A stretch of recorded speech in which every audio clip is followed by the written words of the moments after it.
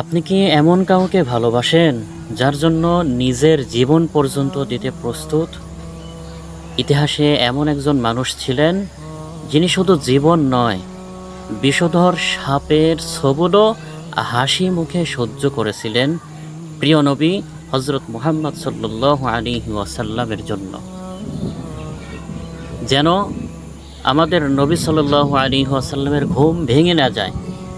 প্রিয় দর্শক, ঘটনাটি শুরু করার আগে একবার দরুদ শরীফ পড়ে নিন। সকলেই বলি সাল্লাল্লাহু আলাইহি ওয়াসাল্লাম, অথবা সকলেই কমেন্টে লিখি সাল্লাল্লাহু আলাইহি ওয়াসাল্লাম। সেই রাতটি ছিল ইসলামের ইতিহাসের সবচেয়ে সংকটময় রাতগুলোর একটি। মক্কার কাফেররা চারদিক থেকে নবী মুহাম্মদ সাল্লাল্লাহু আলাইহি ওয়াসাল্লামকে হত্যা করার ষড়যন্ত্র করেছিল। আল্লাহর নির্দেশে নবীজি সাল্লাল্লাহু আলাইহি ওয়াসাল্লাম তার প্রিয় সঙ্গী হজরত আবু বকর রাদিয়াল্লাহু তাআলা আনহুকে নিয়ে হিজরতের পথে রওনা হলেন।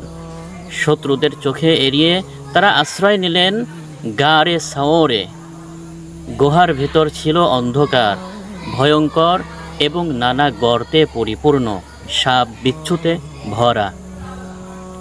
হজরত আবু বকর রাদিয়াল্লাহু তাআলা আনহু চিন্তিত হয়ে পড়লেন, যদি কোনো বিষাক্ত প্রাণী, বিষাক্ত সাপ গর্ত থেকে বের হয়ে আমার প্রিয় নবী সাল্লাল্লাহু আলাইহি ওয়াসাল্লামের ক্ষতি করে বসে। তিনি নিজের পরনের কাপড় ছিঁড়ে ছিঁড়ে একের পর এক গর্ত বন্ধ করতে লাগলেন, যাতে কোনো বিচ্ছু, কোনো সাপ আমাদের প্রিয় নবী সাল্লাল্লাহু আলাইহি ওয়াসাল্লামকে ক্ষতি করতে না পারে। তখনও খোলা রয়ে গেল, কাপড় শেষ হয়ে গেছে। আর কোনো উপায় না দেখে তিনি নিজের পা দিয়ে সেই গর্তটি চেপে ধরলেন। এদিকে দীর্ঘ পথ চলার ক্লান্তিতে নবীজি সাল্লাল্লাহু আলাইহি ওয়াসাল্লাম তার কোলে মাথা রেখে বিশ্রাম নিচ্ছিলেন। হঠাৎ সেই গর্তের ভেতর থেকে একটি বিষধর সাপ, বিষধর প্রাণী বের হয়ে আবু বকর রাদিয়াল্লাহু তাআলা আনহু এর পায়ে সবল মারল। প্রিয় দর্শক, একবার নয়, বারবার যন্ত্রণায় তার পুরো শরীর কেঁপে উঠছিল,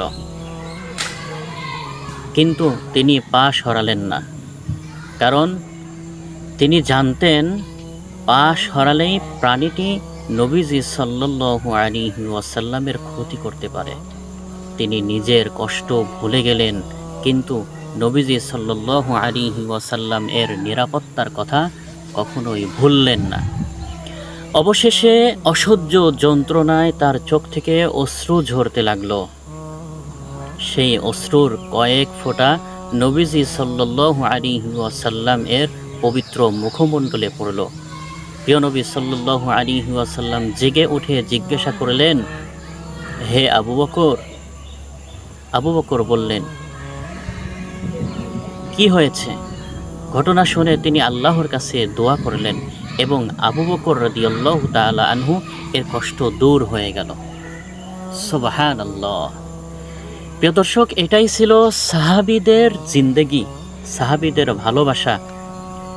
আজ আমরা মুখে বলি আমরা নবীজি সাল্লাল্লাহু আলাইহি ওয়াসাল্লামকে ভালোবাসি, কিন্তু নিজেদেরকে একবার প্রশ্ন করি, আমরা কি তার সুন্নতকে অনুসরণ করতে পারি? আমরা কি তার সুন্নতকে মেনে চলি?